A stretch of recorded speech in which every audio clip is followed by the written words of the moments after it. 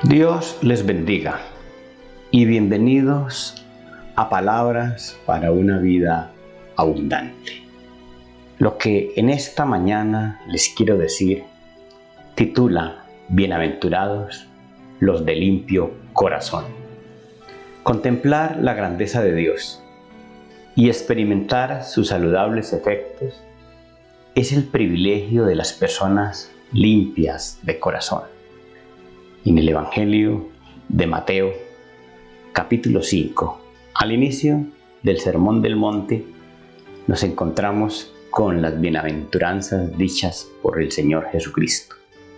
Una de ellas, en el versículo 8, dice: Bienaventurados los de limpio corazón, porque ellos verán a Dios. De este texto podemos deducir que no contemplar a Dios es el enorme costo de tener un corazón contaminado. Sin una mente limpia, es imposible contemplar a Dios. Y donde Él no está, todo queda a merced del mal. Es por eso por lo que resulta inevitable que la incredulidad esté siempre acompañada del deterioro de la vida. Según Efesios capítulo 2, versículo 12, el apóstol Pablo, haciendo mención de la situación de los creyentes venidos de la condición de gentiles, así era la forma como los judíos se referían a los que no pertenecían a su pueblo. Dice el apóstol Pablo en el versículo 12: En aquel tiempo estabais sin Cristo, alejados de la ciudadanía de Israel y ajenos a los pactos de la promesa, sin esperanza y sin Dios en el mundo. Esa condición de un hombre sin esperanza es una condición que lo obliga necesariamente a tomar atajos. Y nunca los atajos serán saludables para la condición existencial de la persona, porque son alternativas producto de que no encuentran un sentido de fondo. Por lo tanto, nunca serán saludables. Por lo general, tiene que ver con lo superficial, tiene que ver con las pasiones, tiene que ver con lo inmediato, con todo aquello en lo cual la persona busca entretenerse para no tener que pensar en la falta de sentido de fondo que pueda tener su existencia. Un poco más adelante, en la misma carta a los Efesios, ahora en el capítulo 4, el mismo apóstol Pablo dice en los versículos 17 al 19: Esto pues digo y requiero en el Señor, que ya no andéis como los otros gentiles, que andan en la vanidad de su mente. De hecho, es una carta dirigida a creyentes que no venían del judaísmo, y por eso les anima a que hagan contraste con aquellas personas que tienen una condición común y que se distingan por la calidad, por la claridad de su mente, por la forma como asumen la vida con limpieza de corazón. Dice en el versículo 18: teniendo el entendimiento entenebrecido, ajenos de la vida de Dios, por la ignorancia que en ellos hay, por la dureza de su corazón. Aquí utiliza otra expresión: dureza de corazón. Es una forma de referirse a la incredulidad, a la condición de un hombre que se resiste a la palabra de Dios. Y esa razón precipita lo que sigue, los cuales, después que perdieron toda sensibilidad, se entregaron a la lascivia para cometer con avidez toda clase de impureza. De hecho, la lascivia es un término para referirse a un ser humano que no tiene control sobre sus pasiones, sobre sus deseos, sobre todo sus apetitos sexuales. Por eso entonces es inevitable que la persona que se aleja de Dios termine contaminado o termine presa de sus instintos y deseos, porque no tiene cómo controlarlos. No hay dominio propio, no hay nada que permita que el hombre le ponga límites a sus instintos. Por otro lado, también en el capítulo 15 de la primera carta a los Corintios, se muestra también cómo opera esa tendencia de las personas a deteriorar su calidad de vida, producto de la incredulidad que tiene que ver con la incapacidad de percibir a Dios, porque no hay un corazón limpio. En el capítulo 15, pues, de la primera carta a los Corintios, dice en el versículo 32, es un capítulo dedicado a defender la doctrina de la resurrección de Jesús y la resurrección que es la gran esperanza de los creyentes. Dice él en el versículo 32, si como hombre batallé en Éfeso contra fieras, ¿de qué me aprovecha si los muertos no resucitan? Comamos y bebamos, porque mañana moriremos. Fíjese, si se pierde esa esperanza, si se pierde esa motivación, si se pierde esa luz que le da sentido a nuestra condición existencial, pues ¿qué queda? Entregarse a lo inmediato. Comamos y bebamos porque mañana moriremos. Es una forma de mostrar que la persona se va a abandonar a sus deseos, a sus pasiones, a todo lo inmediato. Y complementa él el mensaje diciendo, no erréis, las malas conversaciones corrompen las buenas costumbres.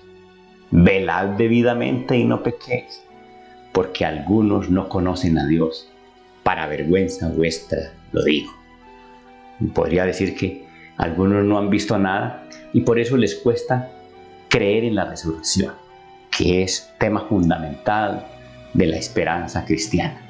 Y cuando la esperanza se pierde, pues la tendencia es a deteriorar la condición moral de nuestra existencia. También podemos entender a partir de esto que vivir el mal como si fuera normal es producto de la ceguera de los que no pueden ver a Dios. Y es que desconocer la realidad de Dios es quedar en la obligación de acomodarse al mundo y una vida que no es justa. Es así por lo que tampoco se puede impedir que lo malo termine convirtiéndose en la gran opción de la vida. Si yo no puedo ver a Dios, si Dios no hace parte de la realidad de mi vida, si Dios no es el anhelo de mi corazón, pues lo malo me va a invadir la vida, va a invadir mi entorno, lo malo se va a imponer en todo y terminaré convirtiendo lo malo como en la experiencia normal de mi existencia. Ese es el riesgo que se corre cuando por actitud, por dureza de corazón, nos resistimos a permitir que a través de la fe nuestra vida pueda ser limpiada. Y entonces suceden cosas como las que critica el profeta Isaías en el capítulo 5, hablando a nombre de Dios, dice en el versículo 20, hay de los que a lo malo dicen bueno y a lo bueno malo, que hacen de la luz tinieblas y de las tinieblas luz, que ponen lo amargo por dulce y lo dulce por amargo. Y es que cuando lo malo no se puede eliminar de la vida, cuando lo malo se convierte en lo habitual de la existencia de la persona termina por acostumbrarse a lo malo y lo malo termina por volverse normal.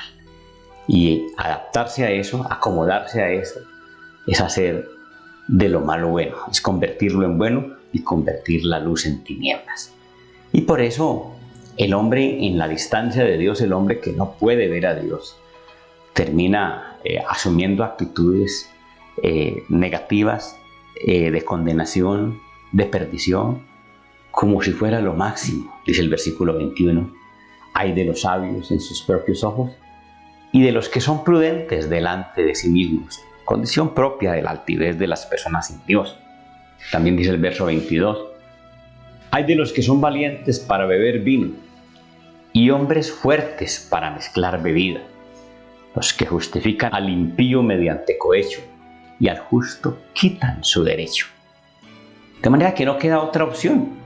Y entonces los malos se convierten en héroes, se admiran, se ven como, digamos, son reconocidos, terminan siendo personajes que muchos quieren imitar. ¿Por qué? Porque donde Dios no está, se pierde la esperanza, y donde se pierde la esperanza, todo lo que no conviene termina convirtiéndose en algo que el hombre termina aceptándolo como normal. También dice el Evangelio de Juan, capítulo 3, en los versos 19 y 20, dice: y esta es la condenación, que la luz vino al mundo, y los hombres amaron más las tinieblas que la luz, porque sus obras eran malas. Fíjense ustedes en esta elaborada teología del evangelista Juan. Se plantean las cosas de una manera muy interesante. Y es que el Señor envía la luz a través de nuestro Señor Jesucristo, revelando una manera limpia de vivir.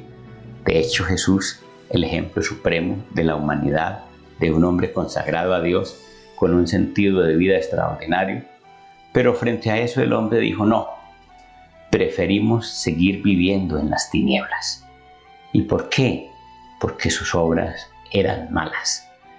No creer, negarse a aceptar lo que Dios muestra, es una alternativa que el hombre toma cuando se ha acostumbrado a vivir en las tinieblas. Y hay personas que no soportan los ambientes de luz, que no soportan un ambiente de honestidad, que no soportan un ambiente donde la fidelidad prima, que no soportan un ambiente de confrontación, y siempre están buscando ocultarse, desarrollar la habilidad para que puedan todos sus hechos indeseados o sus hechos no claros delante de Dios puedan pasar como ocultos. Dice el verso 20, porque todo aquel que hace lo malo aborrece la luz y no viene a la luz para que sus obras sean reprendidas. Una humanidad que termina acomodándose, adaptándose al mal como si fuera normal. Esa termina siendo la alternativa de las personas que por su corazón no limpio no pueden ver a Dios. Sin embargo, lo que nos dice la Escritura es toda una motivación para que nosotros reaccionemos frente a lo que eso es en realidad, que es una tragedia para la condición existencial del hombre. Y entendamos que contemplar a Dios es la experiencia suprema de la vida del ser humano. El trabajo de limpiar nuestros pensamientos de toda contaminación es prepararnos para percibir la razón suprema de la vida humana. Esa razón suprema es la presencia de Dios. Es ver a Dios, de hecho es un sentido figurado. Porque eso de poder percibir a Dios es lo que nos sana y es lo que le da sentido a nuestra existencia. Leyendo algunos textos, sobre todo del libro de los Salmos, nos podemos dar cuenta de lo rica que es la experiencia de aquellas personas que devocionalmente han hecho todo el trabajo para limpiarse. ¿Y qué es lo que han experimentado? En el Salmo 16, por ejemplo, dice en el versículo 11, me mostrarás la senda de la vida.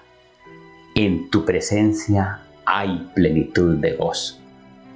Delicias a tu diestra para siempre. Percibir a Dios es conocer la senda de la vida.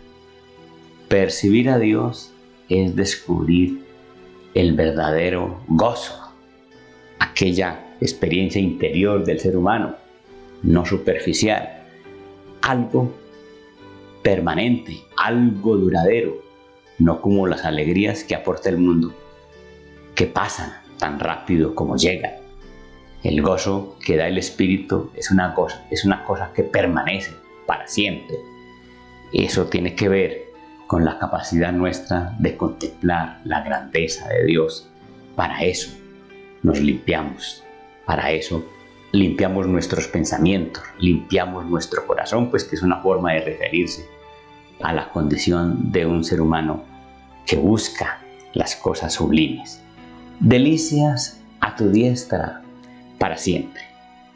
En otro salmo, como el capítulo 27, en los versículos 3 al 5, hay una cosa supremamente interesante. Dice el texto: aunque un ejército acampe contra mí, no temerá mi corazón. Aunque contra mí se levante guerra, yo estaré confiado. Inquieta el origen de tan grande seguridad. ¿De dónde viene esa experiencia de seguridad expresada de una manera poética tan hermosa a través de este salmo? Pues viene de lo que dice el versículo 4.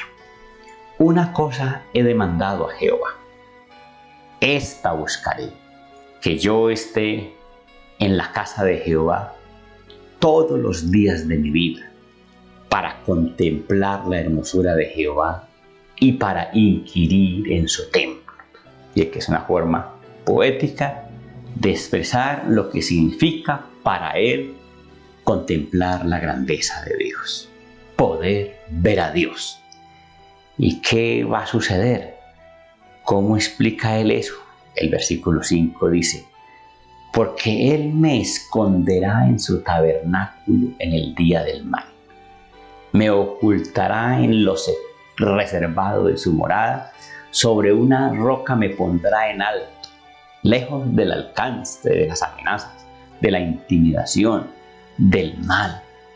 Es decir, Dios, la presencia de Dios, percibir a Dios, contemplar a Dios, produce tanta salud, produce tanta seguridad, produce tanta confianza, produce tanta esperanza, que no hay mal que pueda tocar a una persona así. Entonces, tiene que ver eso con la bienaventuranza. Contemplar a Dios es adquirir condiciones de protección, de seguridad, de distanciamiento de las cosas desastrosas de la existencia que nos están amenazando todo el tiempo. Por otro lado, en otra parte del libro de los Salmos, en el capítulo 21, en el versículo 6, llama la atención este salmo porque es una referencia a un rey. Dice, al comienzo se entiende eso, dice: el rey se alegra en tu poder, oh Jehová, y en tu salvación, cómo se goza. Fíjese, le has concedido el deseo de su corazón y no le negaste la petición de sus labios. Pero fíjese lo que dice en el versículo 6. Porque lo has bendecido para siempre. Lo llenaste de alegría con tu presencia. Y fíjese, se supone que un rey es una persona que tiene muchas cosas, que tiene muchas ventajas desde el punto de vista externo. Poder económico, poder militar, admiración social. Bueno, pero sin embargo, según el texto, el gozo de esa persona lo da la presencia de Dios. Es un rey creyente y entiende una bendición eterna. Lo has bendecido para siempre. Lo llenaste de alegría con tu presencia. Que eso es una de las ideas. Eso nos va dando la idea de la bienaventuranza. La presencia de Dios es gozo para el que la puede percibir. Ver a Dios es una experiencia muy edificante, muy regocijante. Y lo mismo podemos entender cuando leemos en el capítulo 31, versículos 19 y 20. Fíjese, en el libro de los Salmos, capítulo 31, versículos 19 y 20. Dice: cuán grande es tu bondad, que has guardado para los que te temen, que has mostrado a los que esperan en ti, delante de los hijos de los hombres. En lo secreto de tu presencia los esconderás de la conspiración del hombre, los pondrás en un tabernáculo a cubierto de contención de lenguas. ¿Cómo? La presencia de Dios es una experiencia de seguridad contra todo tipo de mal. En este caso, frente a las lenguas contenciosas sobre las personas que están buscando la manera de afectarnos con sus comentarios, con sus murmuraciones, con sus agresiones, con sus palabras no sabias. Así que frente a todo eso, tener un corazón limpio nos da la bendición de que nos permite percibir a Dios y hacer distancia, hacer diferencia con quienes por la dureza de corazón no actúan con limpieza y les cuesta o les queda imposible percibir la realidad de un Dios que para nosotros es obvia. De manera que esa condición de estar en esa capacidad de percibir a Dios es nuestra salvación. Por eso tiene mucho sentido lo que Jesús dijo: bienaventurados los de limpio corazón, porque ellos verán a Dios. Benditos pues todos nosotros como creyentes, porque limpiando nuestro corazón, purificando nuestra manera de pensar, vamos desarrollando la capacidad de percibir a Dios, y eso es sanidad, eso es salvación, eso es esperanza, eso es protección, eso es seguridad. Contemplar a Dios es la gran experiencia que le da sentido a la vida humana. Es por eso por lo que hacer el trabajo de limpiar nuestro corazón de toda la contaminación que hay en el mundo nos convierte en personas bienaventuradas.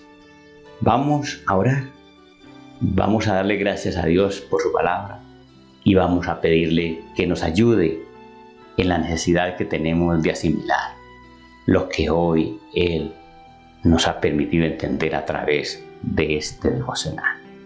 Dios de los cielos, te damos gracias por la gran bendición que nos has dado al permitirnos participar hoy de este ambiente devocional tan especial que nos generas a través de la iglesia. Es una bendición ser parte de este programa Palabras para una vida abundante, a través del cual nos vienes proveyendo continuamente una palabra de salvación para todos. Como hoy, espero, Señor, en el nombre de nuestro Señor Jesucristo, que obres en la vida de todos nuestros oyentes y de mi propia vida, para que esa capacidad de poderte percibir se convierta en una experiencia de bienaventuranza, que nos permita vivir sanidad, que nos permita vivir gozo, que nos permita desarrollar esperanza, que nos permita estar alejados del mal. Para gloria tuya te lo pedimos, Dios. En el nombre de nuestro Señor Jesucristo. Amén.